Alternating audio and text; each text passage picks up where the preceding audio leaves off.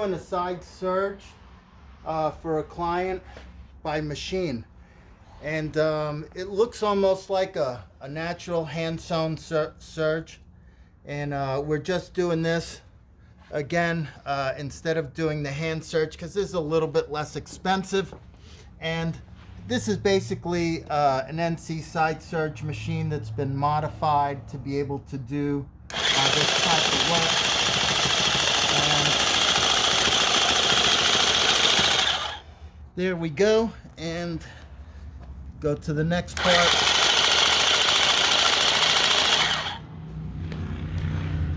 And if you can, shoot from this side, and if you're able to see right into there, so this way you can see what's going on.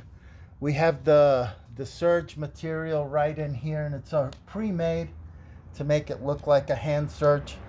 And again, all we're doing here is running it through the machine, and the machine takes care of the rest. Very, very nice machine. And the machine's on rollers, so it rolls across the floor.